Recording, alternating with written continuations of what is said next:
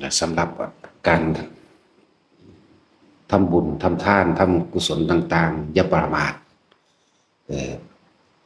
อย่าประมาทเมื่อเขามีโอกาสเราจะพลาดกับมันเฮ็ดไปเถอะทำไปเถอะ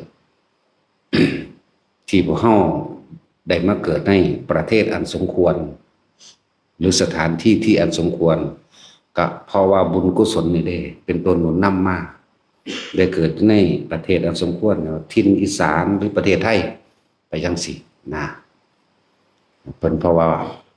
กองบุญกองกุศลที่พวกเขาเฮ็ดไว้ธาตุดีก็คือพวกนี้จิตใจดีงามเหมือนกันเกิดความสมรู้ร่วมคิดเดียวกันเป็นทั้งที่เป็นกุศลก็ไหลมาร่วมกันเองนี่แหละเอิ้นว่าไหลมาร่วมกันเองเหตุบ่ให้ไปตกไปในสู่ที่ชั่วสังคมที่ชั่วแม้นสิไปตกอยู่เป็นบางครั้งบางคราวแต่ว่าเมื่อได้ยินกระแสเสียงธรรมในสิเคยเห็นรวมกันมันนึงดึงดูดมาเองอยู่ไกลมันได้ก็มาอย่างสั่นแหละว่าเฮามีกรรมเป็นเผ่าพันธุ์เรียกว่าเป็นกุศลกรรมที่เลื่อนเผ่าพันธุ์ขึ้นทำรวมกันเฮามีกรรมเป็นทายาทคือการกระทำของเฮาเองดึงดูดเฮามาเองแล้วเฮามาทำบุญรวมกันในการอุทิศหามารดาบิดานี่แหละบ่แม่นแค่ว่าเฮามีแม่แค่ว่าศาสตร์นี้ศาสตร์เดียวเด้มีมามากมายแล้วนับบ่ได้แล้วบางคนก็ตกอยู่เป็นกับเป็นกันล่ะนั่นแหละสำหรับคนที่มีโอกาสได้เห็นแบบนี้คนที่เอิ้นว่าคนกตัญญูรู้คุณมารดาบิดาย่อมมีคุณธรรมอย่างอื่นเป็นเครื่องประกอบเป็นพหูสูตรได้ยินได้ฟังรู้เห็นตามความเป็นจริงนะแล้วก็ให้น้อมนำเข้าไปสู่การเห็นอริยสัจสี่พอคือเห็นทุกข์เห็นเหตุแห่งทุกข์และทุกข์ดับไป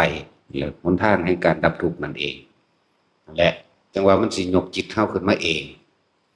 ถ้าจะพูดถึงว่าคนที่บ่รู้เรื่องนี้เลยบ่เฮ็ดแบบนี้เลยนั่นน่ะว่าพ่อแม่ในเจ็บศาสตร์หรือหลายกว่านั้นก็ช่างวิ่งว่อนนำหาส่วนบุญส่วนกุศลเลยคนที่มันตกทุกข์ได้ยากใจมันสิจดจ่อเด้จดจ่อให้คนมาซอยมันจะพ้นจากความเจ็บปวดถึงจะพ้นจากความทรมานสิไงแล่นหาลูกเด้แต่ว่าจิตใจของลูกคนนั้นบ่เคยมีบุญกุศลคือบ่คิดว่าสิมาทำเฮ็ดแนวจังซี่เล่งหาตำอะไรกับบ่เห็นรู้ชะตากรรมชีวิตเจ้าของคือเก่าได้บัดนี้วิทย์มื้อนี้พ้นในคืนนี้ลงนรกอีกกูก็ให้ฮ้องไปล่ะจังว่าพวกเขามีอย่างเฮ็ดก็เฮ็ดไปเถอะสละความเห็นแก่ตัวสละเวลาก็มาในการทำบุญท่านก็สละกิเลสนั่นแหละแต่ว่ามาเอาสิ่งที่มันเป็นบุญกุศลเป็นความจริงได้แล่นหาลูกหาเต้าจิตวิญญาณพ่อแม่นะแล่นหาวัดนั่นแล่นหาวัดนี้ก็บ่มีบ่ได้ว่าแต่ว่าแล่นหาวัดดอกเว้าตรงๆคือใจของเขาบ่ส่งกระแสออกไปทางบุญกุศลที่จะนึกถึงมารดาบิดาเลยนี่เศร้าเด้นั่นแหละจังซั่นแล้วแต่ว่าใจของคนที่มีกตัญญูอยู่แล้วเพราะเป็นพหูสูตรหรือเป็นผู้มีสุตตะคือการได้ยินได้ฟังแล้วคอยคิดพิจารณาเห็นตามความเป็นจริงแล้วใจก็เริ่มเป็นกุศลกูไปเฮ็ดคือเพิ่นว่ากันนะนี่ซื้อกระแสไปแล้วเด้อความคิดมันเร็วเด้อ ยิ่งเป็นโลกทิพย์โลกจิตโลกทางวิญญาณจังซี่เขาบ่ได้ใส่ปากออกกันเด้แต่มันรู้เรื่องกันใส่ความรู้สึกคุยกันเลยที่ว่าสร้างได้จังซี่มันคือสิฮู้กันโลดเด้เข้าใจบ่ล่ะฮักได้จังซี่มันก็รู้กันโลดเด้คิดถึงเด้อยากทำบุญหามันก็รู้กันโลดเด้แต่เปรียบเทียบง่ายคือเฮาคิดถึงบ้านเฮานั่นแหละมันก็ถึงปั๊บโลดนี่เอาสิ่งตัวเองฮู้เห็นได้จักว่าล่ะน่าเสียดายโอกาสของคนหลายๆคนที่ ที่บ่รู้จักความสำคัญในมื้อนี้ซึ่งเป็นมื้อพิเศษเสียดายโอกาสอาจจะเป็นเฮานี่แหละตั้งใจในการพากระทำบุญถึงมารดาบิดาคือสิเป็นบัดเดียวในประเทศนี้หรือโลกนี้สำหรับตอนนี้ใจว่าล่ะเป็นมองเดียวนี่แหละ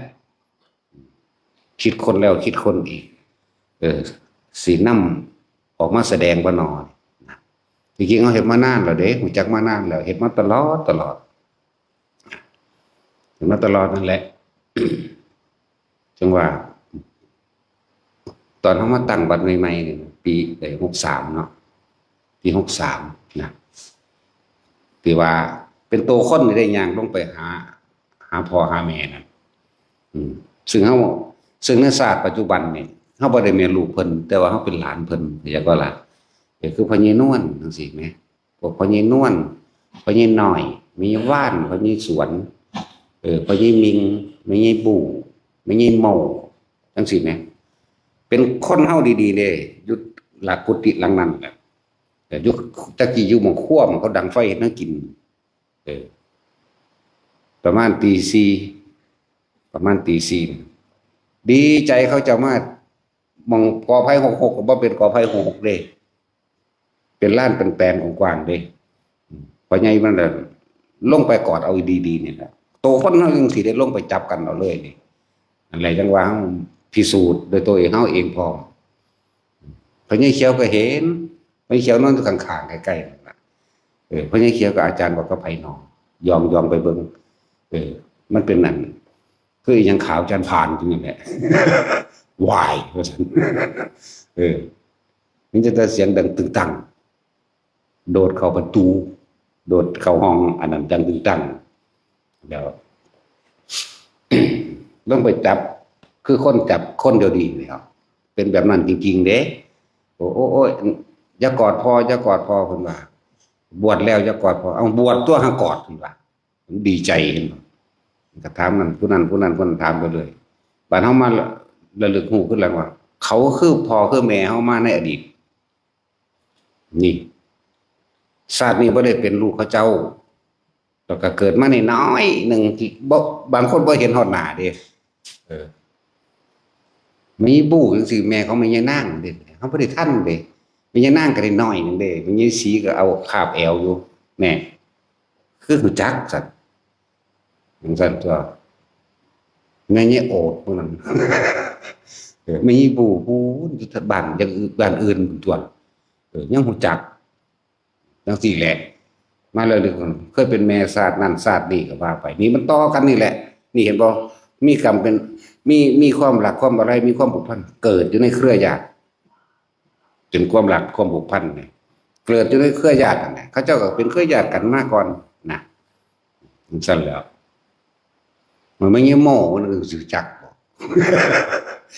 กูจักเฉยเด้ทั้ง4ตัวเอาตัวเองนี่แหละมาพิสูจน์เองเราเบาฟังทุกคนมั่นใจทุกคนมั่นใจนำเป็นแนวทางไม่ใช่น้อยไม่ใช่ว่านก็บ่ได้แม่นลูกเพิ่นแต่ว่าเป็นหลานเพิ่นพอใหญ่มิงกับแม่ใหญ่เบ้าก็สิว่าเป็นพี่น้องก็ว่าบ่เป็นแต่ว่าห่างรู้จักกันผูกพันกันหากินในหน้าเพิ่นนั่นแหละจังซั่นแล้วพอใหญ่มิงแบบแม่ใหญ่เบ้าบัดมันฮู้แล้วเขาเจ้าเป็นพ่อเป็นแม่เฮามาศาสตร์นั้นศาสตร์นี้แน่มันก็ไล่กันไปนั่นแหละเห็นบ่มันก็เกิดมันก็เกี่ยวกันมาคือเก่ากลับมาพบกันอีกในศาสตร์นี้หังบ่แม่นลูกเพิ่นก็ตามอย่ามีความจังซั่นมีความผูกพันเป็นแบบนั้นจังมาลูกนะมันจะไปเกิดท่านบ่ไม่ใหญ่หยังไม่ใหญ่โมจะไปเกิดท่านบ่แม่ไผบ่ในศาสตร์นี้แต่ก็แม่เฮาในศาสตร์อยู่แล้วนะมีบู้นี่พูนอยู่บ้านอื่นพุ่นซั่นแหละแต่ว่าตอนเพิ่นยังมีชีวิตอยู่นั่นน่ะเขาก็เป็นเด็กน้อยกว่านี้ครับตอนที่เจอได้มันมีความรู้สึกอยู่ได้ว่าผู้นี้คือแม่มันเป็นของมันไหมสั่นเป็นความรู้สึกว่าผู้นี้คือแม่เป็นคิดฮอดเป็นเคารพเป็นนับถือเป็นเห็นเพิ่นเฒ่าแล้วเป็นเลี้ยโตนเป็นอยากให้โลดนะมันสิเป็นออกมาจังซี่นะ นั่นแหละจังว่าบ่แม่นว่าเฮามีพ่อมีแม่เฉพาะศาสตร์มีศาสตร์เดียวเด้มีมามากแล้วมีมานานแล้วบ่แม่นว่าแต่พ่อแม่เฮาเป็นคนเด้บางทีก็ไปเกิดเป็นสัตว์จักว่าล่ะเป็นงัวเป็นควายมันนั่นแหละผูกพันไปจังซั่นก็มีเด้แต่ว่าบาดเขาเจ้าแสดงโตขึ้นมาก็เป็นแสดงเป็นคนแสดงเป็นตัวคนขึ้นมา แสดงภาพเก่าก่อนที่แรกแล้วก็แสดงภาพปัจจุบันดูเป็นสาวเป็นบ่าวเบิดมีแต่ผู้งามๆบัดนี้ที่แรกแสดงภาพสาบที่เฮาเคยติดตาแต่ว่าผู้บ่เคยเห็นที่ยังแสดงได้ก็ยังฮู้ว่าเป็นหน้าตาจังไดบ่ได้มีฮอดรูปถ่ายเด้ สมัยตะกี้บ่มีรูปถ่ายเด้แต่เฮาได้ถ่ายรูปกันตอนได้ปีเดียวมั้งก็ยังมีสำนักนึงเด้นั่นหายากก็ดอกภาพถ่ายแล้วก็ยังฮู้จักนั่นแหละมันเป็นจังซั่นว่าทุกคนมีบุญอีหยังเพิ่นพาเฮ็ดหยังก็เฮ็ดไปเถิดอย่างน้อยเป็นของเฮาเฮ็ดเองเข้าใจบ่ล่ะอย่างน้อยก็เป็นของเฮาอย่างหลายก็เพื่อแผ่ไปสู่ผู้อื่นได้ช่วงเช้าคือจังเฮามารดาบิดาเฮาเน้นบ่ล่ะแต่ว่าช่วงเย็นนี่เป็นของสรรพสัตว์ทั่วไปเห็นบ่นี่ช่วงเย็นร่วมอย่างหนึ่งหรือว่าเพิ่นพาอุทิศบุญขอผลทานบุญกุศลความดีที่ท่านทั้งหลายเราใดจงถึงแด่สรรพสัตว์ทั้งหลายไม่มีที่สุดไม่มีประมาณทุกหมู่เหล่าบรรดานี้ที่เพิ่นพาเฮาอุทิศนั่นแหละพระนำเห็นบ่ล่ะจังซั่นแหละ บัดนี้สิเป็นกระจายออกไปจังซั่นไปพูดถึงยามมื้อแลงบอกถึงพุทธกาลตอนเช้าให้ทานถวายของมารดาบิดาพุทธเจ้าแสดงธรรมอนุพิพิกถาตอนเย็นคนกับทั้งกับเสาฟ้ามหากษัตริย์ทุกอย่างทุกคนนั่นแหละไหลเข้ามาฟังธรรมพุทธศาสนาแสดงธรรมสิแล้วก็อุทิศแผ่ออกไปสู่สรรพสัตว์ทั้งหลายนี่นี่เฮาก็นำพุทธกาลนั่นแหละแต่การทำบุญของแต่ละมือให้มันตรงวันเนี่ยเด้อหลายวัดเฮ็ดสมมุติเอาพิติเอารู้จักพิติบ่ พิติเอาอย่างที่เฮาเห็นชัดเจนมากอันนึงก็คือตักบาตรเทโวออกพรรษาแล้ว2มื้อจังตัก5มื้อจังตักเรียกว่าตักบาตรเทโวมันบ่ตรงมือมันสิไปได้จังไดจื้อไว้นี่เด้อผู้ใดเป็นเจ้าอาวาสทั้งใดก็ดีมันบ่ตรงมือวันที่เปิด3แดนโลกธาตุจริงๆหมายถึงว่ามนุษย์เทวดานรกเห็นกันนี่15ค่ำเดือน11วันออกพรรษาหมายถึงวันที่พระพุทธเจ้าเสด็จลงจากดาวดึงส์มื้อเดียวเท่านั้นบางวัน7มื้อเพิ่นจังไปเฮ็ดแม่นว่าล่ะเขาปิดแล้วนั่นแหละมื้อนั้นก็เป็นมื้อนึงที่นรกโลกนรกทั้งเบิดเปิดให้สรรพสัตว์นรกทั้งหลายออกหาส่วนบุญส่วนกุศลกับลูกกับหลานกับญาติสนิทมิตรสหายจากกับคนที่เขาทำบุญเมื่อนั้นน่ะมนุษย์มองเห็นกันกับสัตว์นรกมองเห็นนรกก็เห็นมนุษย์นรกก็เห็นเทวดาก็เห็นทั้งมนุษย์ก็เห็นทั้งนรกพร้อมนี่นั่นแหละถ้าสิเว้าพูดถึงว่าวันเปิด3โลกธาตุจริงๆก็คือวันออกพรรษามื้อพระพุทธเจ้าเสด็จลงจากดาวดึงส์มหาค่ำเดือน11จะพากันมั่วหลายพี่ตีเอาตัวคนใส่คำว่าตักบาตรเทโวกับเทวดานั่นแหละเทโวก็เลยจักว่าล่ะเทวดามาทรงพระพุทธเจ้าพรหมเฮ็ดเป็นบันไดแก้วเทวดาเฮ็ดเป็นบันไดทองสิเฮ็ดเทวดาพวกนึงเฮ็ดเป็นบันไดเงินเมื่อมันลงถึงพื้นแล้วหมู่นาคจังร้องรับตีนเพิ่นดอกอันนั้นต่างหากมาขอส่วนบุญส่วนกุศลนั่นก็ดีมีคือกันแต่ว่าเฮาบ่ได้เว้าให้ถึงความศักดิ์สิทธิ์ว่าสิโดนบันดาลหยังอันนี้ตัดออกบ่จักเว้าถึงเพราะเว้าถึงก็เป็นบ้ามาถ้าโดนเราคนก็เลยเนาะภาษางูนั่นแหละถ้าจะพูดถึงตักบาตรเทโวมันมีมือเดียวเท่านั้นแหละมือเพิ่นออกจากพรรษามือตักบาตรเทโวโลหณะมือเพิ่นเสด็จลงจากดาวดึงส์ ก้าวขวาเท้าแรกลงสู่พื้นดินที่สังกัสสะมหานครอยู่เมืองสังกัสสะนั่นแล้วอันที่เป็นพระธาตุอยู่เดี๋ยวนี้บ่มีผู้ใดสามารถที่สิไปขุดค้นได้เลยเห็นบ่มันเป็นที่นาคเขาหวงเขาได้โกงโตของเขาเองเป็นเพื่อให้เหยียบหลังเขาพระเจ้าอโศกไปเฮ็ดกับบ่ได้ไผไปเฮ็ดกับบ่ได้เหลือเท่าเดิมนี้หรือเป็นกองโพ่นใหญ่ๆนั่นน่ะเนี่ยสั่นเขาขอไว้เป็นที่ระลึกสั่นจังว่าตักบาตรเทโวจังสิทุกคนให้เข้าใจว่ามีมือเดียวบ่แม่นเลื่อนไป7 มื้อบางพวกเลื่อนไป10 มื้อก็มีบ่ถูกต้องบ่ตรงวันจักว่าล่ะจังซั่นตัวบ่ได้ตรงมื้อเด้อเฮาจึงเฮ็ดตามประเพณีเฮาเอาตามประเพณีพุทธประเพณีคำว่าประเพณีเฮาคือพระพุทธเจ้าเฮ็ดมาแนวใดเฮาก็เฮ็ดตามนั้นมันจังตรงวันแล้วมันจังเป็นไปตามนั้นเป็นไปตามเจตนาที่เฮาจะเฮ็ดไปอะไรจังว่ามื้อตักบาตรเทโวอีกมื้อนึงก็เป็นวันสำคัญอยู่นี่เป็นวันแห่งสรรพสัตว์ทั้งหลายทั่วไปบ่ว่าจะเป็นมารดาบิดาปู่ย่าตายายญาติสนิทมิตรสหายเจ้ากรรมนายเวรตลอดทั้งสรรพสัตว์ทั้งหลายผู้แสวงหาส่วนบุญจักว่าล่ะตายแล้วมันรอดแต่กินผลทานบุญกุศลกรรมดีของผู้อื่นเท่านั้นแหละ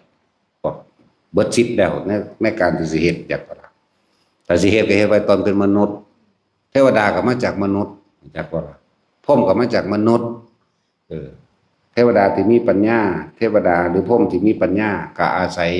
การได้ยินได้ฟังธรรมพระพุทธเจ้าเด้อส่วนเทวดาอันอื่นที่บ่มีที่บ่เป็นพหุสูตรที่บ่เป็นสุตตะที่บ่ได้ยินได้ฟังธรรมคำสอนพระพุทธเจ้าเขาสิหลงเพลินไปนำการเสพกามเขาสิเพลินไปตอนนั้นเขาบ่สนใจสิฟังธรรมดอกเขาบ่สนใจแต่ว่าเทวดาพรหมทั้งหลายเขาสิสนใจฟังเด้เพราะว่าเขามีอุปนิสัยมันเกิดขึ้นอุบัติขึ้นภายในใจภายในความรู้สึกของเขาแล้วก็ยังเฮาแสดงธรรมนี่ฟังเด้อันพวกที่บ่มีอุปนิสัยมากในการก่อนบ่ฟังเด้เสยจังซี่แหละนี่แหละจังว่ามีบุญมีกุศลหยังเพิ่นพาเฮ็ดไปเถอะจังหน่อยเป็นของเฮาจักว่าล่ะคือเพิ่นถ้าจะเว้าเปรียบเทียบเอาง่ายๆเห็นเฮาเคยช่วยเหลือเด็กน้อยแน่วันนี้ตามคนที่มีชีวิตอยู่เดี๋ยวนี้เนี่ยเฮาไปดูเขาก็เกิดความตายใจสบายใจในการว่าคนผู้นี้เป็นคนดีนั่นบ่ล่ะสั่นตนสั่น แต่ว่ามีหยังบัดนี้สิ่งที่เฮาเฮ็ดไปนั่นแหละสู้ว่าไปตกทุกข์ได้ยากอยู่บ้านเขาก็ช่วยเหลือเฮาเองแม่นบ่ล่ะก็เพราะว่าสิ่งที่ตัวเองเฮ็ดไว้นั่นเองว่าแต่ละคนมีหยังเป็นพาเฮ็ดไปเถอะแต่ว่าต้องเป็นสัมมาทิฏฐิตามความเป็นจริงเทียบธรรมะเทียบคำสอนพระพุทธเจ้าพระพุทธเจ้ากับพระธรรมคืออันเดียวกันนั่นแหละเพิ่นก็นำความรู้คือความจริงออกมาจากธรรมชาติที่มันเป็นจริงแต่เพิ่นเป็นบุคคลพบคนพอก่อนเรียกว่าเจ้าแห่งผู้รู้ที่จริงสิ่งที่มันเป็นจริงมันมีของมันพระเจ้าเกิดบ่เกิดก็สร้างคนเฮาเกิดมาตายคือเก่าอันนี้จังทุกขังอนัตตามีอยู่จังซั่นความเจ็บไข้ได้ป่วยก็มีอยู่จังซั่นแต่ว่าเฮาบ่รู้จักว่าเฮาสิระงับมันแบบใดซื่อนั่นแหละมื้อตักบาตรเทโวอีกมื้อนึงปกติเฮาก็บ่แม่นว่าเฮาจัดเด้เฮาก็บ่ได้ประกาศเด้แต่ว่าคนจักมาแต่ทางใดมาบักหลายคือมื้อนี้แหละที่แรกเงียบๆเหงาๆเป็นคือสิบ่มีคนเฮาก็ไปบิณฑบาตปกติในเมืองพุ่นเนาะกลับมาแม่นหยังหนอบัดนี้อากลากก็ได้ลงตัวเอาไปมาเลยสิเป็นจัดจักมาแต่ทางใดบักหลายเด้บ่ธรรมดาเด้คนก็ซ้ำนึงอันพวกเทวดาก็อีกคือกันเด้เลื่อมนำพวกเจ้านั่นแหละจักว่าล่ะที่จริงคนที่ศีลบ่บริสุทธิ์เขาเหม็นนี่เด้แต่ว่าเขาบ่ดมดอกเขาเอาน้ำพระพระเป็นผู้ทรงฌานจักว่าล่ะทรงฌานแล้วมันเป็นศีลบริสุทธิ์เอง จิตใจมันบ่ได้คิดอยากได้อยากดีมีเป็นอยากโลภอยากฆ่าใครหรอกนั่นแหละเขามานำอันนี้แล้วก็ทนเอาแต่ก็แทรกซึมในเฮานั่นแหละแปลกประหลาดอยู่ดิจังซั่นแหละแต่ว่าบ่แปลกหรอกว่าก็มันเป็นปกติแล้วเฮาเห็นเป็นปกติอยู่แล้วแต่พวกเฮาบ่เห็นเป็นปกติที่ซ่อมเด้คือไฟยังค้อนเราสิซ่อมด้วยตาเฮาเว้าให้ฟังสังเกตเด้อเทวดาจังใดเขาบ่ค่อยกระพริบตาว่าเด้ซ่อมตาคนได้บัดนี้เขาตีคุ้มตาให้จักมือได้แม่นบ่ ซ่อมตาเขาว่าแม่นบ่น้องผู้นี้แม่นบ่น้องผู้นี้คือแปลกคือหลายคนเห็นน้องเพราะว่าเด้เนาะเดี๋ยวนี้เขาก็ตีคุ้มตาจักมือ จะไปหาฮู้แต่แนวจังสั่นหลายใจเจ้าของกันบ่ฮู้เนาะจะไปหาฮู้ซอกล็อกแซกแลก เดี๋ยวบอกกันประเภทหยักตีคุ้มตายจักบาทได้น่าสบาย เขามั่งสั่นเขาบ่เฮ็ดหยังดอก ประเภทหยักเขาว่ามันใจลายเด้แปลว่าผู้มียศใหญ่คือซื้อได้หยักกันนะพวกเขามันมาชิ้นน้ำหนังหยักกินก้นน้ำหนังซีกุมาร ซื้อๆเด้กับเรื่องเราสืบต่อกันมาซื้อๆเด้สั่นและก็เป็นการได้เสริมสร้างบุญบารมีของตนเองอีกอย่างหนึ่งเอาอุทิศบุญทั่วไปในวันออกพรรษาคือการตักบาตรเทโวนั่นแหละอะไรอย่างนี้เป็นมือหนึ่งเป็นมือทั่วไปนะนรกมันหยุดทั้งเบิดเลยหยุดเบิดเลยคนที่มีญาติสนิทมิตรสหายที่คิดว่ากูจะไปทำบุญหันทำบุญนี่ปุ๊บพุ่งไปเด้พุ่งไปน้ำผู้นั้นแหละพุ่งไปน้ำญาติเจ้าของก้อนเรือนดับหนึ่งพุ่งไปหาความคิดมันสิพุ่งไปเลยนะพุ่งไปหาผู้นั้นผู้นี้ไปล่อแต่ว่าวันนี้พวกไปทำบุญบัดก่อนที่ใส่บาตรนะอธิษฐานขอนั่นขอนี่ตะพึดตะพื้อเลยบ่ได้นี่คือปัญหาเข้าใจบ่นี่ก็เป็นยังบ่คือเน้นแท้กับทำบุญแลกของทำบุญขอพอจากหนึ่งปลดปล่อยตนเองเป็นอันดับต้นแรกเข้าใจบ่ล่ะเจ้าขอตะพึดตะพื้อเจ้ายังอยากได้นั่นอยากเป็นนี่อยู่นี่ไหมมีไหมเจ้ายังมีความเห็นแก่ตัวอยู่เจ้าบ่สละความตระหนี่ในตนเองออกได้เลยเจ้ายังไปหวังผลในท่านเจ้ายังจะไปรับผลของท่านเห็นบ่ล่ะเอาท่านที่เจ้าของเฮ็ดไปแลกเห็นบ่นี่ตัณหาชัดๆมันสิพ้นได้จังใดในเมื่อตัวเองยังเป็นเจ้าของอยู่แม่แล้วสิอุทิศบุญไปที่บ่มีทางเลยมันบ่ไปเด้อนั่นน่ะเจ้าของไปแลกแล้วแม่คือเอาเงินไปซื้อของไว้แล้วเนาะเอาเงินไปซื้อของไว้แล้วนี่นั่นแหละอันนี้คือเปรียบเทียบมันเป็นโลกวัตถุซื้อดอกอันนี้ก็คือกันไปสาธุเด้อผู้ขาพลผู้คนเนี่ยถูกลอตเตอรี่แจ็คพอตออกมา1เพิ่นเด้อไล่ไปฮอดบ่มีโรคบ่มีภัยบ่เจ็บบ่ปวดไปทางใดก็ให้ปลอดภัยไปทางใดก็ให้มีชัยชนะพุ่นน่ะจะไปชนะผู้ใดในเมื่อตัณหาตัวเองยังบ่อาจชนะได้เนาะนี่คือปัญหาจากบ่ล่ะทีนี้ในมือทำบุญตักบาตรเทโวจังซี่เอาแทนที่ว่ามื้อนี้คุณสิไปใส่บาตรกันหน้านี่ตั้งหนึ่งดีใจไปแล้วว่าปาดไปจริงๆแล้วผมไปยกจบขันเข่าหรือเงินซ่องหรือยังก็แล้วแต่ขอตะพื้นจบบ่ได้เข้าใจบ่ล่ะเจ้าบ่ได้ละความตนีในตนเองเจ้าบ่ละอัตตาตัวตนเองเจ้ายังเห็นแก่ตัวอยู่เจ้าสิไปแพ้ยังออกได้หังว่าคือเก่าว่าแพ้เพิ่นสบางที่เพิ่นกับพระว่าขอบุญนี้ถึงผู้นั้นผู้นี้เนาะมารดาบิดาเนี่ยขอนี้จงให้พบเมืองแก้วให้แค่บ่วงมารให้พบพระศรีอานในอนาคตการโน่นเทิน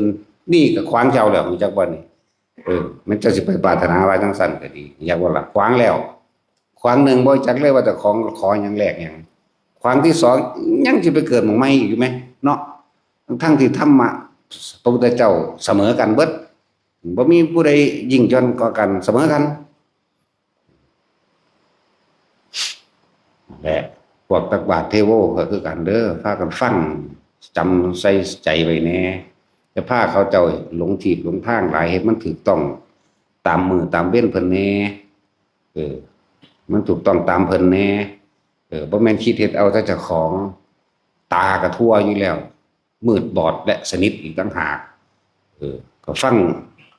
แล้วก็ใครควรพิจารณาตามที่เพิ่นแสดงออกไปนี่เปรียบเทียบกับพระไตรปิฎกเบิ่งตัวบันทึกมันก็มีอยู่แม่เนาะก็นั่นแหละก็พาเขาเจ้าเฮ็ดมันถูกทางก็มันจะได้หูแจ้งตาสว่างนั่นล่ะเว้ยแม่นบ่ล่ะหูแจ้งเห็นตามความเป็นจริงไปจากสิ่งที่ได้ยินได้ฟังตาสว่างได้มองเห็นทางที่ตัวเองสิพ้นทุกข์ได้นั่นแหละว่าบ่แม่นเฮ็ดเอาตามอำเภอใจเจ้าของกับชาวบ้านที่ชาวบ้านจักแล้วอีหยังพาทานนั่นพาเฮ็ดอันนั้นคือเขาเอิ้นเฮาพาทานสูไปเอิ้นพาทานสูคุณเจ้าของทานนั่นเจ้าของเตาทานพร้อมนี่บ่เอิ้นพาทานหรือแม่นพาทานคือพาทานสูและว่าเฮ็ดให้มันถูกต้องตามที่เพิ่นพาเฮ็ดซะในเมื่อเจ้าของบ่หูตาเห็นนั่นน่ะเฮาบ่ได้ตกใจเฮาบ่ได้ตื่นเต้นเฮาบ่ได้ย้านเด้อันใดบ่จริงอันใดบ่ฮู้บ่ก่อนบ่เห็นมาก่อนก็เว้านำบอกมาเว้าเด้นี่เฮาเว้าแบบว่าสะทกสะท้านกับไผอยู่แล้วเด้จะพิสูจน์ก็มาติเนาะภาษาของง่ายๆนึงเนาะซั่นแล้วง่ายตัวมันเฮ็ดได้หรอคนเฮ็ดได้มันคุยได้เด้แม่นบ่คือคนรวยๆน่ะเขาเว้าจังได๋ก็คือเบิดเนาะจังซั่นตัวโอ้ยยากหยังได้ภาษาหาเงินซั่นนั้นก็เขารวยเขาก็เว้าคือตัวเนาะ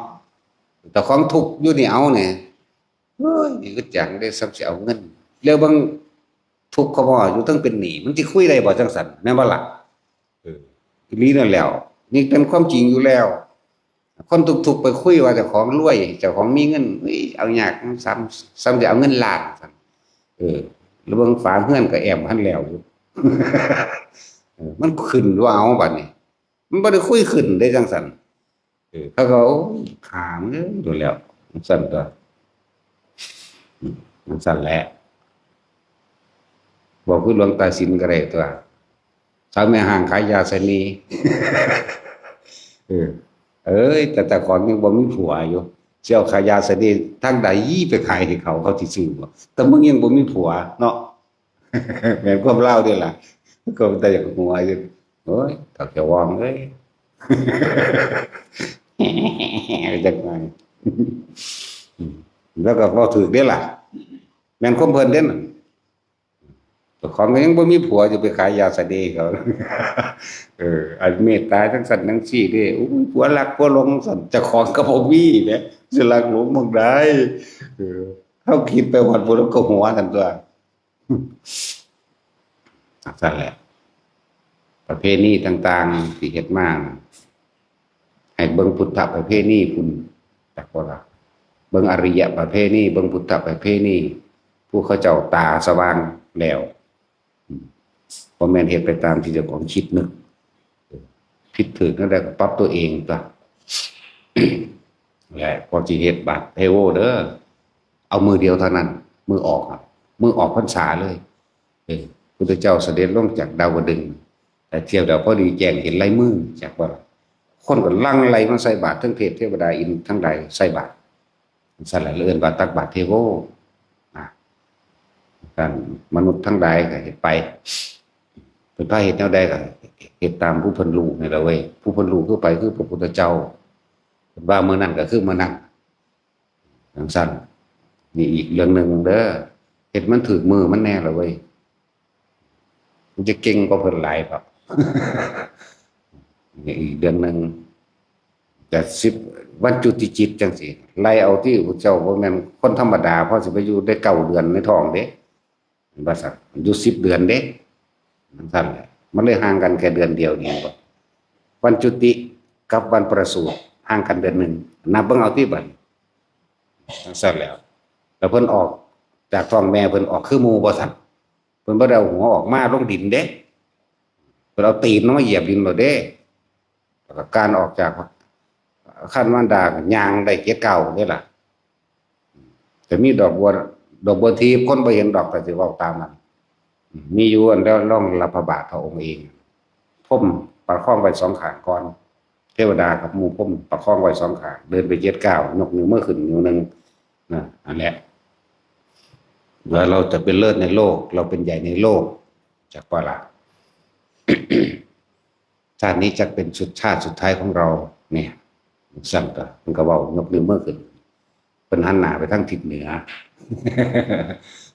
ย่างไป7 ก้าว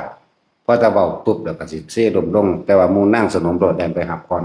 บ่ได้เซ่ลมลงจังเอามาใส่กระดงดอกจักใส่กระดงทีหลังและเทวดาพ้มรับเทวดาประคองผู้ที่สามก็คือจะเป็นคนหลับนั่งสนมหลับเอาสักเดินได้7 ก้าวจริง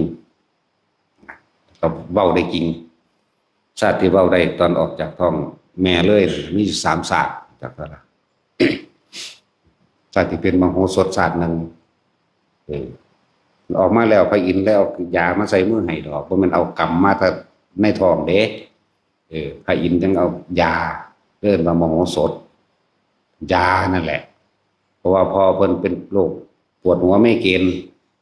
ปวดหัวดิบมากนานแล้วก็เลยเอายานี่มาฝนผ้าให้พอก็เลยหายก็เลยเอายานี่ฝนไปฟ้ากับเบิดเป็นตัวเนาะนั่นแหละคนเลยให้ฉายาเป็นพระมโหสถอีกศาสตร์นึงศาสตร์ที่2ก็คือศาสตร์ที่เป็นพระเวสสันดรจากวลาศาสตร์ที่เป็นพระเวทออกมาปุ๊บเดมือออกมาสิแบออกมาเลยบ่ได้กรรมคือเฮานี่กรรมเนาะเพิ่นนี่แบออกมาได้เอาลูกเฮ็ดจังซั่นแม่ตอนนี้มีเงินเท่าใดเสียไปเฮ็ดหยังลูก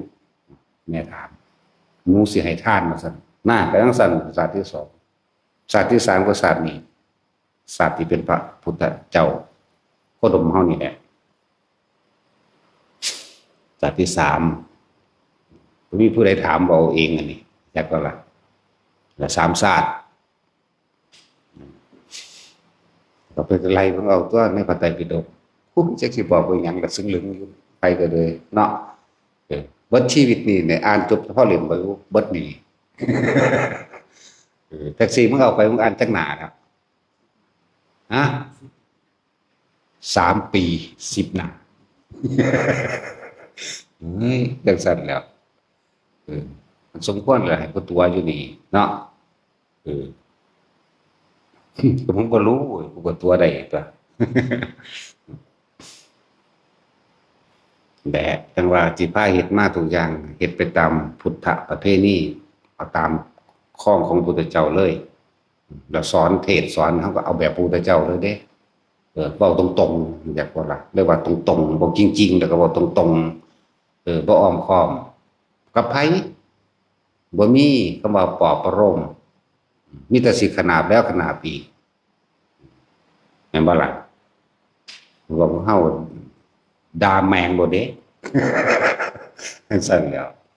ด่าเปียงเอาแล้วเด้มีผู้ใดถึงยอมอยู่คนบ่อยู่ในนี้ฮะบอกกับแท็กซี่ดูบ่ยอมจักเทื่อมีแต่ด่าทั้งลอยทั้งง่ายล่ะซั่นก็อันว่าเอาตามนั้นอยากให้ทุกคนอยากคิดเริ่มต้นแต่แรกสำคัญมากสัมมาทิฏฐิคือการคิดก็คิดถูกต้องแล้วหมายถึงว่าความเห็นถูกต้องโดยชอบธรรมนี่ความเห็นนี่เห็นตามความเป็นจริงนี่แหละเห็นตามความเป็นจริงเบิดทุกอย่างแล้วหรือเรียกว่าสัมมาทิฏฐิเราสรุปต้องได้ว่าอ๋อมันเป็นแบบนี้แล้วบัดนี้ความคิดเรียกว่าดำริจังซี่ดำริหมายถึงตาเห็นหูได้ยินเดียวนี้ก็คือคิดให้มันถูกต้องตามความเป็นจริงอีกสัมมากับวาจาไปเว้าหยังก็เว้าจริงเป็นคนมีสัจจะพร้อมมาสัมมากัมมันตัวการกระทำก็ขอให้กระทำตามความเป็นจริงอีกนี่เน้นจริงบัดสัมมาอาชีวะประกอบอาชีพสุจริตตามความเป็นจริงอีกจริงนี่จริงคือบ่ผิดศีลธรรมบ่ล่ะบ่ขวางทางไปมรรคผลนิพพานบ่ขวางทางนิพพานนั่นแหละสัมมาอาชีวะสัมมาวาจาโมความเพียรประกอบความเพียรก็ให้มันความเพียรถูกต้องตามความเป็นจริงอีกบ่แม่นเพียรพยายามตามความเห็นผิดคือคนอยากรวยเพียรพยายามแต่สิไปหยังล่ะสวดนั่นสวดนี่น่ะมันสิรวยมันทางใดสวดเลยเนาะหรือทำพิธีถวายของต่างๆแต่งแก่สะเดาะเคราะห์แคะเองนี่เพียรพยายามเฮ็ดจังซั่นบ่ได้เป็นจริงแล้วห่วยขุดนานพักลองเบิ่งแม่ขุดอยู่หั่นแล้วก็ปลูกผักอยู่เรื่อยนี่เอาเห็นง่ายๆนี่ก็ได้นะ ปลูกผักขายเนาะ ว่ามันอยากรวยแต่ไปสวดคาถานั่นสวดคาถานี่ให้รวยไม่มีทางบอกกันเลยสวดจนตายคุณ ก็ได้ดอกเฮ็ดเอานั้นเป็นกุศโลบายในการสิเพิ่นบอกสวดนั่นสวดนี้เพื่อให้เฮาเกิดสมาธิซื่อๆเพื่อให้เฮาบ่ฟุ้งซ่านซื่อๆเป็นชาติอันหนึงเหมือนกันบ่แม่นสวดรวยแต่ว่าคนมันเป็นคนมักง่ายแล้วก็ขี้โลภเพิ่นก็เลยตัวเป็นกุศโลบายนั่นแหละเพิ่นตัวให้สวดเพื่อบ่คิดฟุ้งซ่านนี่จักว่าล่ะนั่นแหละเพิ่นเฮ็ดให้เฮาก่อเกิดสมาธิสัตว์ความเพียรสติก็ระลึกนึกถึงตามความเป็นจริงสัมมาสติถ้ามันจริงทุกอย่างแล้วจิตมันก็ตั้งมั่นเองเลยเป็นสัมมาสมาธิจากสัมมาทิฏฐิมีความเห็นตามความเป็นจริงตามความเป็นจริงแบบสัมมาสมาธิต้องรับเลยปุ๊บเป็นหนึ่งเดียวกันจิตตั้งมั่นบ่หวั่นไหวบ่หวั่นไหวต่อมิจฉาทิฏฐิบ่หวั่นไหวต่อความเห็นผิดของผู้อื่นสิสักจุงสักชวนไปทั้งได้กระจางบ่ไปบ่คอยตามมันสิเว้านำก็อาแล้วพอแก่ตัวนี้ออกได้ซื่อๆเด้แล้วจึงก็ว่าสัมมาสมาธิมันรองรับกัน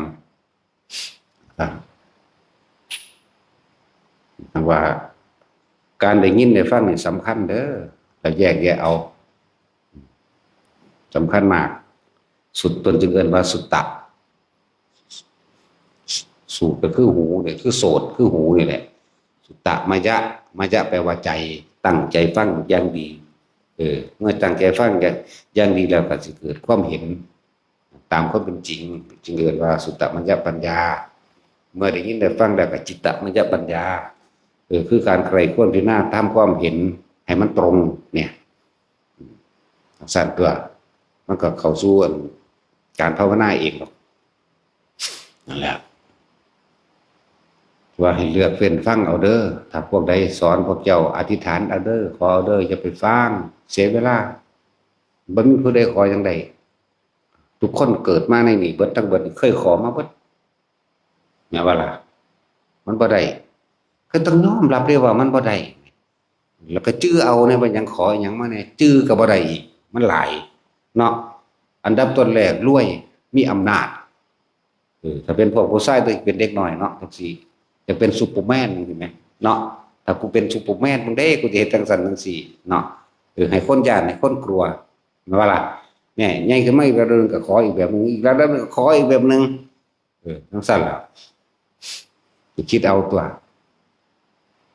พวกยิ่งก็เหมือนกันแหละขอเป็นนั่นเป็นนี่กันนั่นแหละมันบ่ต่างกันดอกตัณหาเดียวกันซั่นแล้วจะได้ผัวแบบนั้นได้ก็ขอเด้เนาะ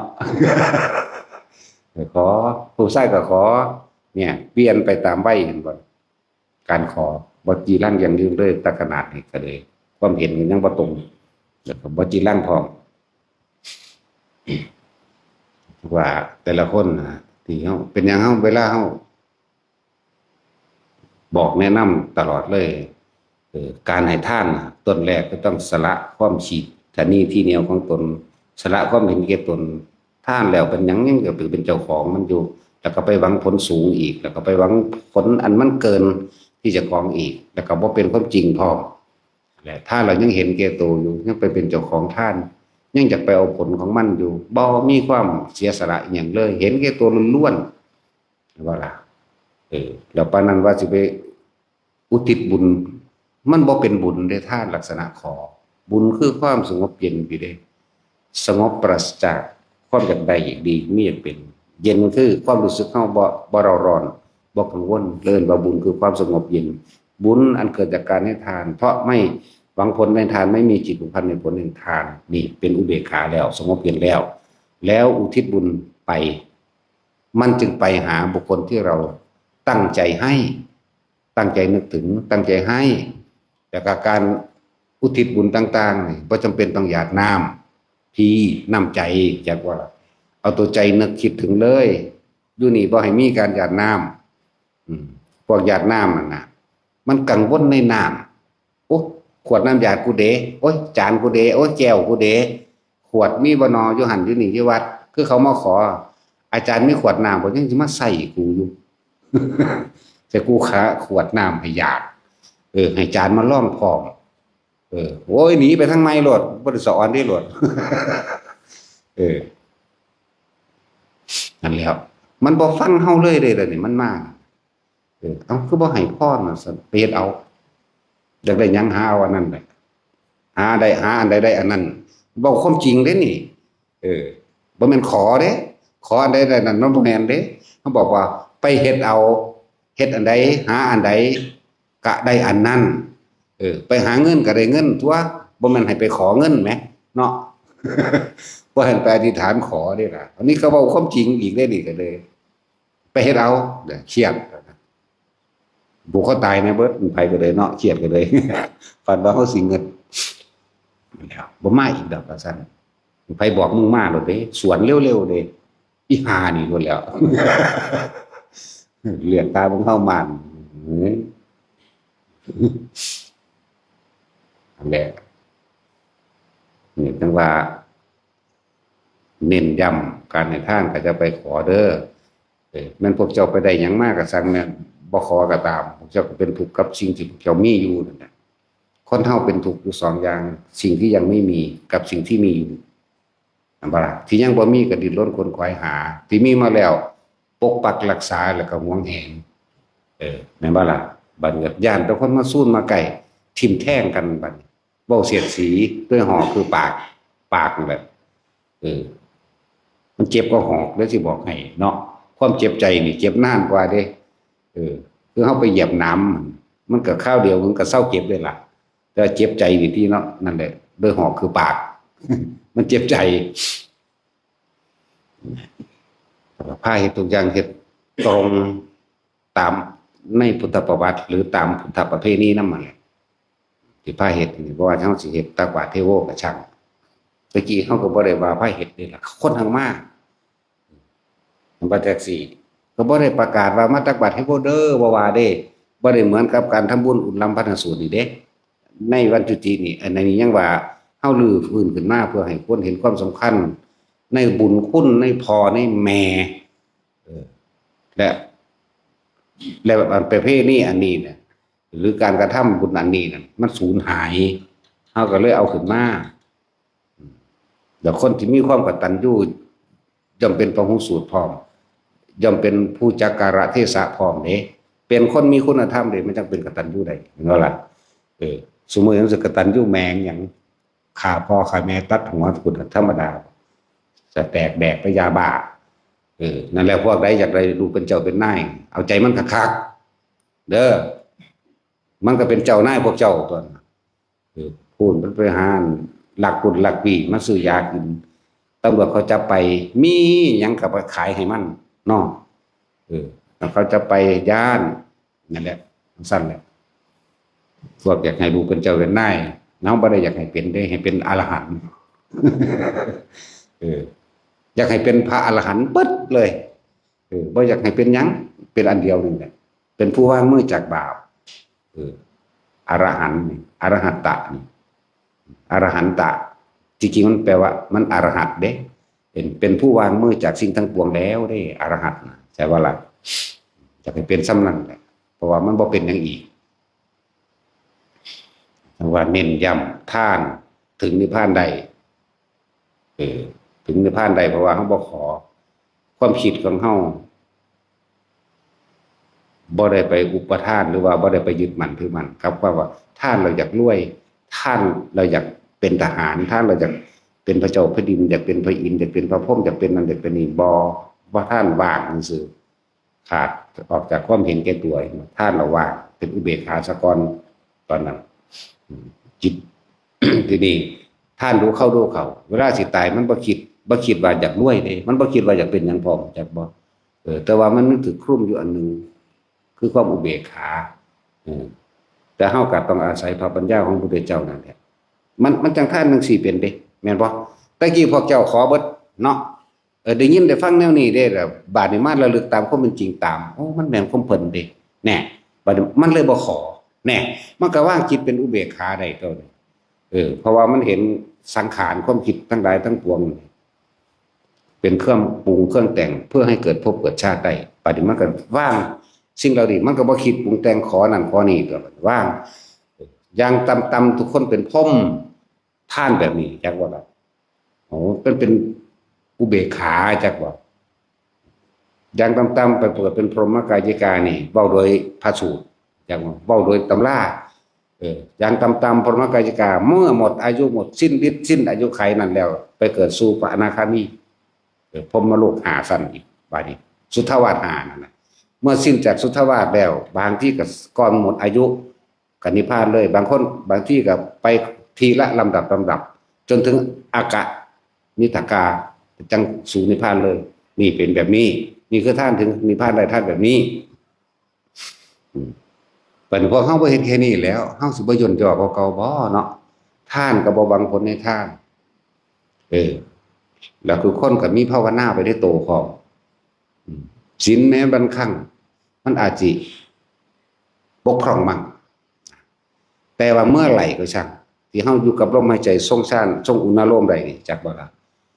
จับจุดหน้าลมใดหรือทรงฌานด้วยอานาปานสติเพ่งอยู่ในลมหายใจเข้าออกเมื่อเพ่งในลมหายใจเข้าออกแล้วประคองเอาไว้ปีติจำเกิดเมื่อปีติเกิดแน่มันก็เป็นอุเบกขาเข้ามาเด้ว่าจิตหนึ่งก็ว่าสองอย่างท่านก็บ่เอาท่านก็บ่หวังผลในท่านอีกขึ้นบ่ที่สองก็ทรงฌานอีกเพื่อบ่ให้จิตคิดมากฟุ้งซ่านจักบ่ล่ะจิตตัวนี้ก็ได้เข้าสู่กุศลสังกัปปะจังสั้นแล้วมันเลยเกิดกลายเป็นสิ่งที่คิดดีจากบ่ได้คิดเร็วหรอกพวกเขาจังสิสั้นสองอย่างแล้วเมื่อคนเริ่มต้นเป็นแล้วขั้นที่หนึ่งขั้นที่สองก็เป็นเองขั้นที่สามก็เป็นเองขั้นที่สี่เองห้าหกเจ็ดแปดเลื่อนว่าสมาบัติแปดเป็นเองดอกขอให้ทุกคนเริ่มต้นเป็นเท่านั้นนอกนั้นเขาจะเป็นเองเปรียบเทียบคำว่าเขานี่คือเฮ้านั่นแหละนอกนั้นมันสิเป็นเองเขามีหน้าที่รู้อยู่กับมันใดมันความรู้สึกมันใดมันความคิดมันน่าจะของนี่แหละมันผู้อื่นดอกมันก็ในอาตามันเจ้าของเองนี่แหละให้เบิ่งอารมณ์ของตนทุกคนเป็นขันธ์ที่หนึ่งแล้วมันก็เลื่อนขันธ์ที่สองเป็นของมันเองอันนี้มีจุดหมายเดียวได้บัดคือบ่จะเกิดเพราะว่าเห็นชัดเจนแล้วความทุกข์เว้าเย็นเน้นย้ำแม้ความเกิดเป็นทุกข์ความแก่เป็นทุกข์ความเจ็บไข้ไม่สบายเป็นทุกข์ความพลัดพรากจากสิ่งที่รักก็เป็นทุกข์จากได้สิ่งใดแล้วบ่ได้ดังใจเป็นทุกข์ความตายเป็นทุกข์นั่นบ่ล่ะมันเห็นชัดเจนแล้วเกิดเป็นหยังก็ตายเนี่ยเพิ่นแสดงอยู่เสมอรวยก็สร้างท่อรวยก็ตายคือเก่าเนาะไปกินข้าวแค่อิ่มเหมือนกันกับคนทุกข์คนยากคนจนก็ตายรวยก็ตายหามันรวยว่ามันมีเงินซื้อได้ทุกอย่างซื้อแม้ซื้อความบ่ป่วยได้บ่ซื้อความบ่ให้ป่วยเลยซื้อความบ่ให้แก่ชราเลยซื้อความบ่ให้เจ็บบังดูเอาย่างไปเตะมีดมันก็บาดเจ็บคือเก่าตัวแต่ว่าซื้อไว้แล้วบ่ให้เจ็บเนี่ยเอาแต่มึงซื้อได้ซื้อบ่ให้ตายบังดูเอาแน่บ่ได้นี่คือความจริงนี่แหละธรรมะหรือคือความจริงแบบนี้คนจนก็เหมือนกันคนรวยก็เหมือนกันไม่ต่างกันอะไรเลยเกิดมาตายเสมอกันนี่ฉะนั้นดีที่พวกเฮาเกิดมาเป็นคนจนเข้าใจว่าล่ะดีเด้พลิกออกมาทางนี้เลยตัวพลิกออกมาทางดีกันแหละแต่กูรวยจังว่ากูสิหลงตนเองกูสิเฮ็ดยังไปทั่วทีกูสิฆ่าคนคนนี้ก็บ่รู้กูสิเอาเปรียบคนอยู่คนนี้คนรวยเด้ที่มันโกงคนได้หลายๆก็เลยถ้าเวลามันทำเลวทำชั่วมันเลวยิ่งก็สัตว์อีกมันบ่ล่ะคนจนยังบ่กล้าเฮ็ดเด้เนาะยังมีความว่าจนบีบบังคับไว้ให้อดให้ทนอยู่เหมือนกันอย่างหนึ่งเปรียบเทียบคนพิการเด้ออย่าน้อยใจพลิกวิกฤตนี่เป็นโอกาสดีแล้วที่พวกเจ้าพิการพวกเจ้าก็คิดให้มันผ่อนอารมณ์ลงมาตัวมันบ่ล่ะถ้าตอนที่คิดนี่น่ะเวลาศูนย์โมโหให้คนนั้นคนนี้กูฆ่ามึงเด้แต่ว่ามันฆ่าพิการฆ่าบ่ได้เข้าใจบ่ล่ะสู้เขาบ่ได้ไปรักของเขาบ่ได้ไปกินเหล้าเมายาผู้โอ้อวดกับไผก็บ่ได้กับพลิกวิกฤตตัวนี้เป็นโอกาสแม่นบ่ล่ะพอดีแหละมันก็เลยกลายเป็นความพิการบังคับให้เป็นผู้มีศีลเพียงแต่ว่าขาดเจตนาซื่อๆอย่าว่าละบาด บัดนี้ตั้งใจเข้ามาเป็นการเจตนาว่าต่อไปนี่คือรักษาศีลตัวรักษาหมู่ใดกายมันรักษาอยู่แล้วเพราะว่ามันเป็นหลักของเขาบ่ได้ไปฆ่าเขาบ่ได้ไปปล้นจี้อันนั้นนี่ที่เราเมายานั้นเขาก็ไปแล้วคนพิการเนาะอย่าให้มันสติพิการดีบัดนี้อย่าให้ปัญญาพิการดีพลิกออกมาเลยตัวดีแล้วดีมันบังคับทั้งออกเหลือแต่เจตนานี่มันก็เป็นของมันขึ้นมาเองต่อไปแล้วก็การเห็นอริยสัจก็เห็นได้คือกันนั่นตัวแม่นบ่ล่ะแต่ว่าแม้เกิดเป็นทุกข์เกิดแก่เป็นทุกข์คนเฮาสุดแล้วทุกข์อยู่ไสก็ทุกข์อยู่หม่องความคิดเฮานี่นึงเด้แม่นบ่ล่ะถ้าว่างเป็นมันสิเอาสุขมาจากไสตัวนั่นแล้วสำหรับคนพิการพวกเจ้าอย่าน้อยใจพวกเจ้าก็ฟังทำไปนั่นเถอะมันก็อาจสามารถบรรลุได้เสมอกันนั่นแหละจักบ่ล่ะมีได้ล่ะคนพิการบรรลุธรรมนั่นบ่ล่ะ นี่กระลุงวีดนี่ครับแต่เฮาน่ะติดได้ฟังประวัติอีพญบัวแน่มีลุงวีดบัวเพื่อนเขาได้หอดอนาคามีตัวพอสำนั้นแหละว่าต้องไปเอาหลายสำนั้นก็เอาเถอะหน้าเนาะ มันบ่มีแล้วมื้อนั้นกับมื้อใจขาดก็ว่าหันเลยแล้วก็ตายมื้อนั้นเด้ล่ะคารวะนั่นแหละในตำราบ่อื่นดอก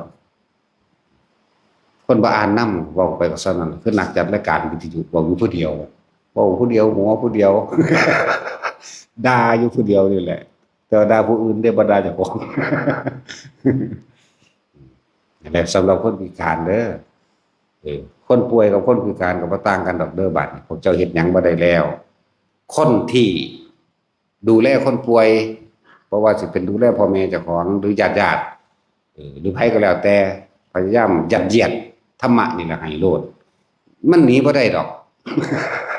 เปิดบลูทูธใส่โลดลุกไปบ่ได้บ่แห้งดอกตัวแต่มันอยู่เฉพาะที่นอนเจ้าของเองก็จะว่าล่ะยัดเยียดเข้าไปโลดเดือนนึงมันสิบ่ซึมเข้าจักหน่อยอยู่บ่เอาไปเอามาเอาเปิดนั่นกูฟังในสูหั่นตัวเนาะแต่ของไปเฮ็ดหยังบ่ได้แล้วแหมฟังไปฟังมาเพิ่นเว้าไปเพิ่นเทศไปนี่ก็ฮู้จักอันใดควรใดบ่ควรฮู้จักกาลเทศะเทศนาแปลว่าบอกแปลว่าสอนว่าสิ่งนี้ควรสิ่งนี้ไม่ควรให้ฮู้จัก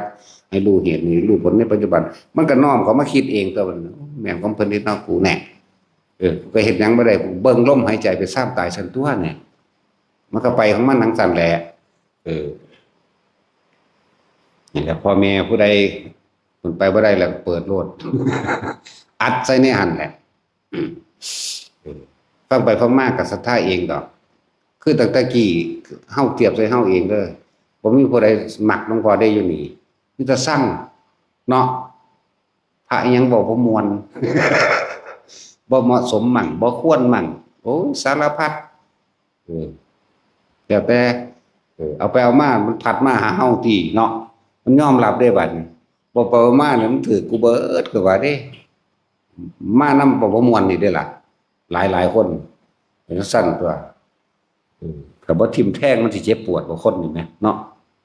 มันสั่นตัวต้องทิ่มแทงมันยังเจ็บปวดเมื่อเจ็บปวดแล้วมันก็เห็นตัวเห็นเจ้าของนั่นแหละ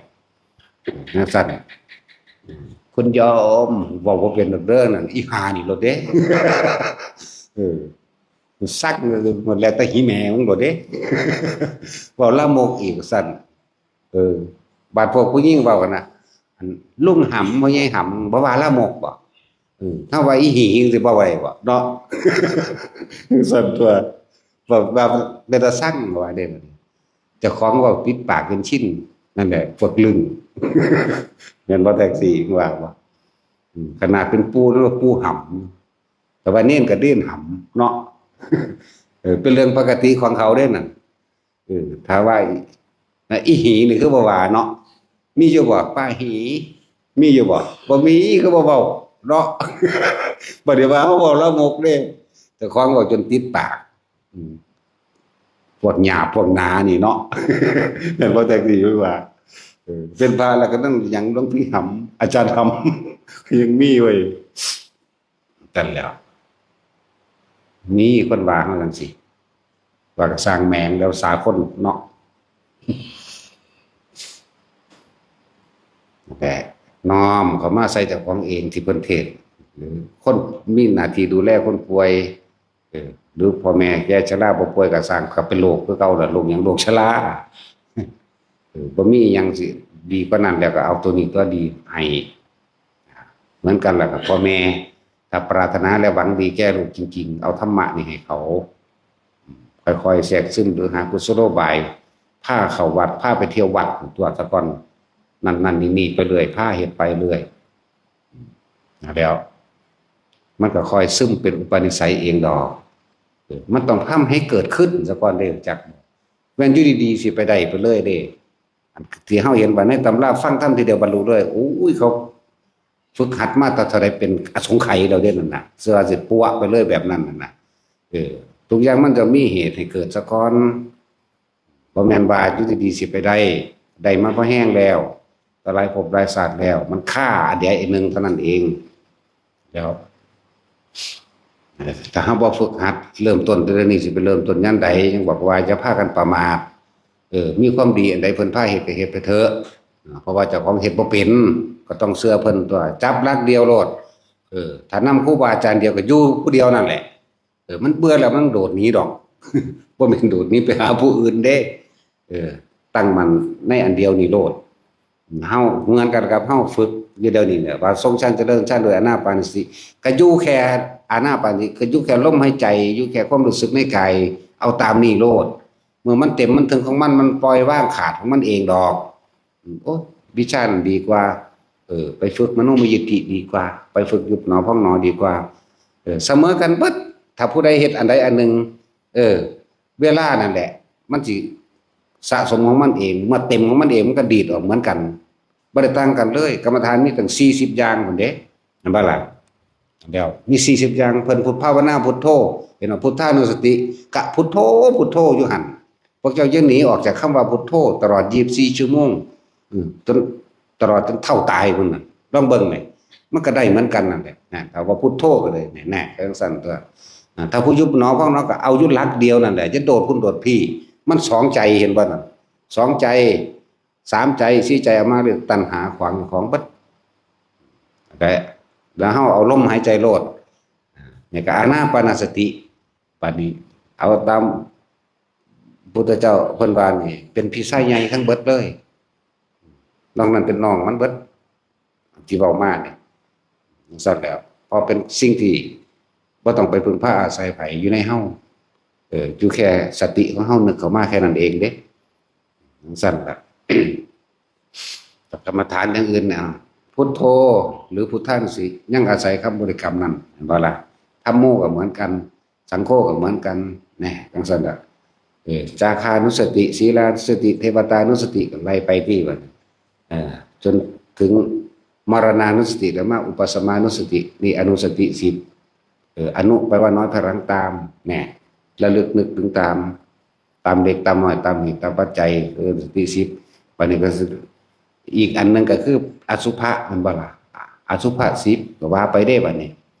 ต้องไปจำภาพหัวกะโหลกคนนั่งจำภาพมือแขนขาดตายไหมตายเก่าตายมีน้ำหนองเลือดสีแดงมั่งสีเขียวมั่งหรือเป็นกระดูกมั่งเป็นท่อนๆมั่งเนี่ยเป็น10บัดนี้กสิณ10เนี่ยต้องไปอาศัยกสิณอีกภาษา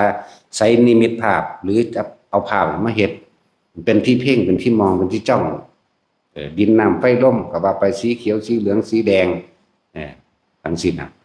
ดินน้ำไฟลมเขียวเหลืองแดงไล่ใส่กันก็เป็น10ตัวรูปฌานเสียวรูปฌานสีแน่แต่ก็มาทรงพรหมวิหารก็เป็น10ตัวที่เฮาเฮ็ดอยู่นี่มันครบเบิดแล้วเด้ทรงพรหมวิหารก็อยู่นี่เด้พรหมวิหาร4ก็อยู่ในนี่อยู่ในลมหายใจเข้าออกจิตไม่คิดไม่นึกไปทำร้ายเบียดเบียนใครเป็นเมตตาบ่แล้วก็กายและวาจาก็ว่าไปเป็นกรุณาบ่แล้วก็จิตมันเป็นกุศลสังกัปปะอยู่แล้วเป็นมุทิตาบ่แล้วทรงฌานได้ดิเป็นอุเบกขาบ่มันก็อยู่ในนี่อยู่ในลมหายใจเฮานี่เป็นบารมี10ก็อยู่ในนี่เป็นพระวิหาร4ก็อยู่ในนี่เด้ครบสูตรปึ๊ดทุกอย่างเลยว่านี่สิมีฤทธิ์มีเดชจังซั่นของแถมจังซั่นก็อยู่ในนี่แหละประหารนั้นดอกมันอยู่ในนี่แหละอยู่ในลมหายใจเฮาเองแสดงว่าเอาหลักเดียวเอาแนวเดียวโลดเด้อจะโดดคุณโดดปีแม้ครูบาอาจารย์ถ้าสอนที่สุดของข้าเจ้าลงนิพพานก็เอาผู้เดียวโลดพวกเจ้า โดดไปโดดมาเห็นบ่เจ้าก็เกาะผู้นั้นแต่ว่าดูถูกผู้เก่าเข้าใจว่านี่อย่าลืมตัวนั้นแหละขวางกันเจ้าของเองไปอาจารย์นั่นดีกว่าเว้ยเขาถามเลยเพียงใดอยู่นำครูบาอาจารย์นี่รถหุ้ยแม่มึงบอกมึงคือบ่เบิ่งมึงเนาะแต่เขาบ่เว้าบ่รับเด้แนวนั้นเป็นจังใดอันมันเพิ่นอยากละหลวมมาดิแต่มึงแน่นทักเถอะบ่ แต่ว่าเพิ่นอยากเฮาบ่ปากอยู่นี่กุฏิเต็มเด้แล้วลอยหลังก็สร้างแม่งเด้กูบ่เอาสักอย่าง แต่นี้จากเฮามันก็ว่าเฮาบ่ดีกันตัวเนาะแต่เฮาบ่แค่มองนี่ตัวมันเองจะเป็นเครื่องกั้นมรรคผลเองใจว่าล่ะและขนาดนั้นเด้ละเอียดรอบคอบปานนั้นเด้หวังดีกับเขาโดยเขาก็บ่รู้ตัวเขาเองเด่นแต่มันอยู่นะเฮามันก็ว่าเฮาคือเก่าแหละแต่ว่าเฮาแล้วมันถืออยู่ในใจมันจังว่าล่ะอันแหละคำบอกคำว่าของมันที่ขัดขวางมันเองเป็นอุปสรรคแก่ตนเองการปรามาสดูถูกผู้อื่นนั่นนะเลยกลายเป็นอัตตาตัวตนลึกๆเข้าไปอีกเลยเด่นกลายเข้าไปเป็นหอดมานะทิฏฐิแบบว่าความเห็นที่ฝังแน่นอยู่ในใจเป็นตัวขวางจากว่าละทิฏฐิคือความเห็นมานะคือใจที่ฝังเอาไว้ได้นี่ถึงว่าเตือนไปทั้งใดกระซางอย่าไปหาดูถูกประมาทเพิ่นโดยเจตนาส่วนคนภาวนาถึงจิตในระดับใดระดับหนึ่งอันนั้นมันจะเป็นของมันเองแต่ว่าจะไหลไปตามมันส่วนมากของต่ำๆจะไหลออกมาเป็นสัญญาเก่าๆพอคนส่วนมากสะสมของเร็วๆจึงมาเกิดจากบ่ล่ะแต่คนที่ภาวนาถึงขันจิตสงบดีแล้วความคิดมันจะเกิดเองเฮาบ่ได้เป็นผู้คิดแต่ว่าคิดไปทางต่ำๆคิดไปทางปรามาสดูถูกครูบาอาจารย์องค์นั้นเที่ยไปทั่วทีบเด้นั่นแหละแต่ว่าจะคิดน้ำมันกับพ่อตัวนี้จะคิดน้ำมันแล้วเอาสิท่านมันเองดอกอันนั้น แต่ว่าแต่ของท่านเคยได้ความสงบตัวว่าอุ้ยบ่แมนดอกบ่ถึกดอกนี่อันนี้แน่นอนเพราะท่านได้เห็นสัมมาเพราะท่านได้เห็นตัวที่มันลึกตัวที่มันเป็นมานะตัวเป็นปิติตัวที่มันเป็นอุปทานฝังไว้ในหันเพราะท่านเห็นครับตัวเป็นสัญญามานะทิฏฐิอุปทานที่มันเป็นของละเอียดนั่นแหละตั้งมันอยู่ในอันเดียวโลดล่มโลดเด้อไปก็ดีลมอุณาโลมเป็นเครื่องอยู่จึงบอกว่าสำหรับคนที่ภาวนาทั้งขันเห็นความคิดเจ้าของได้แล้วแต่ส่วนมากคิดทั้งต่ำเกิดยังขึ้นกระช่างที่บอกเอาลมหายใจตัดทั้งเบิดบ่มีแนวอื่นสิตัดได้ดีเท่ากับลมจากว่าเกิดยังขึ้นกระช่างกลับเข้ามาลมหายใจก่อนจื้อไว้รอดความคิดก็เห็นลมก็เห็นร่างกายทำงานเห็นร่างกายหายใจเห็นความคิดพร้อมแต่ว่าผู้รู้ก็อยู่ต่างหากนั่นแหละจังว่าพวกเจ้าหมั่นคงสร้างรังสกรวันเวลาที่เฮาสร้างวันเวลาที่เฮาสังสมความตั้งมั่นนั่นแหละสิเกิดกลายเป็นบารมีสิเกิดกลายเป็นกำลังใจสิเกิดกลายเป็นสิ่งที่เฮาสามารถทิ้งได้ทุกอย่างเข้าใจว่าล่ะนี่เป็นแค่คำบอกว่าทิ้งได้ทุกอย่างแต่ความจริงมันสิหูของมันคำว่าปล่อยว่างมันก็ว่างของมันเองนี่เป็นแค่คำพูดปล่อยว่างบ่มีคำบอกจากคำว่าว่างก็บ่มีคำบอกสุญญตาบ่มีคำบอกว่างอย่างยิ่งก็บ่มีคำบอกธรรมธาตุก็บ่มีคำบอกจากว่าล่ะดับก็บ่มีคำบอกดับเย็นก็บ่มีคำบอกหยุดคิดก็บ่แม่นคำบอกแต่ว่าเว้าสื่อสารไปเกิดความหัวใจซื่อแต่พวกเจ้าสร้างมันเกิดได้หยังบ่ได้หยังก็สร้างแต่ที่สำคัญอย่าอยากผมภาวนาผมบ่รู้จักไปหน้ามาหลังเลยบ่เจริญเลยมึงออกไปคิดเฮ็ดหยังฟังดีๆเด้อผมรู้สึกบ่ก้าวหน้ามึงค่าคิดอยู่มึงสิก้าวหน้าได้จังไดจังซั่นแหละอยู่กับมันเถอะเวลาสิเป็นสิ่งพิสูจน์หรือเวลาสิเป็นสิ่งที่เฮ็ดให้สะสมไปเองดอกสาหะก็รู้จักไว้ปีเดียวนึงสิอยากซ้ำเพิ่นแม่เนาะแม่นบ่ล่ะนี่แต่คิดเอาครับคิดเอาใครต้นมาเป็นบาปนั่นแล้วแต่ยังบอกอยู่เรื่อยๆอยู่พระอรหันต์เป็นยังไงสูคืออยากเป็นสูมีตั้งแต่ตัณหาคือความคิดพวกสูปรุงแต่งไปเด้ต้องเป็นแบบนั้นแบบนี้ได้ไหมแม่นว่าล่ะผม ผมบ่ก้าวหน้าผมบ่สงบแหมมันเป็นจังไดความสงบเดี๋ยวนี้เห็นบ่ล่ะมันคิดเอาบอกความสงบความสงบเป็นความคิดบ่ต้องแบบนี้บ่ต้องคิดแบบนี้จังเอิ้นว่าสงบนี่มันบ่แม่นแบบนั้นนั่นแหละก็อยู่กับลมโลดอยู่กับลมโลดก็ยังบอกยังสิเอาจังไดอีกเนาะเดี๋ยวว่าความสงบมันบ่แม่นไปคิดหาเด้ต้องหยุดคิดต้องอยู่ในลมอย่างเดียว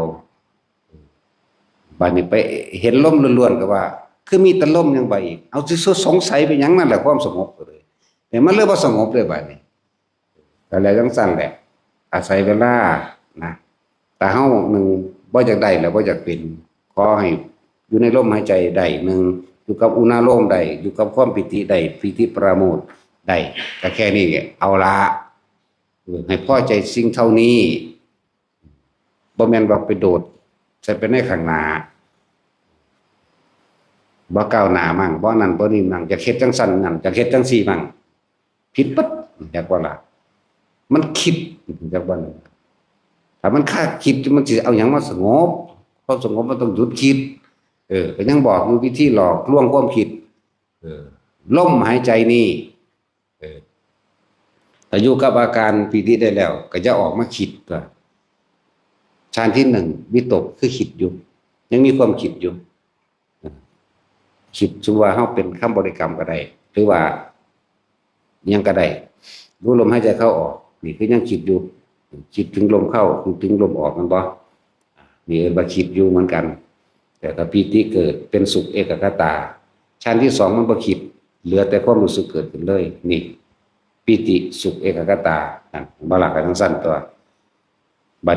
อยู่ในตัวที่สองเถอะบัดถ้ามันเป็นแล้วตัวที่สามมันจะเป็นไปเอาเองของมันเองกับมันบ่ล่ะจิตเบากายเบาพวกนี้มีแต่อุเบกขาอย่างเดียวเพิ่นเอิ้นว่าสงบสุขสุขเพิ่นเอิ้นว่าสุขถ้านั้นละสุขละทุกข์ได้บัดนี้ละสุขละทุกข์เหลือแต่ความว่างอันหนึงแต่ว่ายังเป็นตัวรู้ว่าว่างซื่อๆเด้ยังมีอยู่เข้าใจบ่ล่ะเป็นตัวที่สี่ก็เป็นเองขอให้ได้ที่หนึ่งก่อนที่สองเป็นเองที่สามเป็นเองเพราะคำว่าเป็นเองเป็นมาจากเพราะเฮาสร้างเหตุที่หนึ่งถูกต้องที่สองก็เป็นเองที่สามที่สี่เป็นเองห้าหกเจ็ดแปดเป็นเองผมจะสอบเป็นหยังดอกห้าหกเจ็ดแปดเนาะแล้วฮอดมืออากาสานัญจายตนะบัดนี้อยากบาคือเฮาอยากเป็นคือเฮาว่าเด้บัดนี้เนาะพุ่งพอดีโอ้ยอันรูปประชาติสีกูบ่เอากระจอกกูสิเอาสมาบัติ8นะว่าเด้สมาบัติ0ก็ยังวันใดอยู่ อันที่1ก็ยังวันใดอยู่อย่าโดดถ้าเฮาบ่อยากได้หยังบ่อยากเป็นหยังแม้กระทั่งความสงบแต่รู้ลมหายใจเข้าออกแม้นลมหายไปหายใจหายไปแล้วแต่อยู่อาการกับอาการปิตินิ่มหน่วงกลางหน้าผากบนหัวหรือท่ามกลางระหว่างอกเอาอยู่แค่นั้นให้พอใจอยู่แค่นั้นจักบ่ล่ะจะกระโดดไปผมว่าก้าวหน้ามันสิก้าวไปไสเลยนี่เนาะก็ยังว่าการฝึกหัดสมาธิหรือว่าปฏิบัติธรรมบ่ได้หยังบ่เป็นหยังบ่เป็นหยังบ่ได้หยังยังว่าเนาะเอาสมาทาน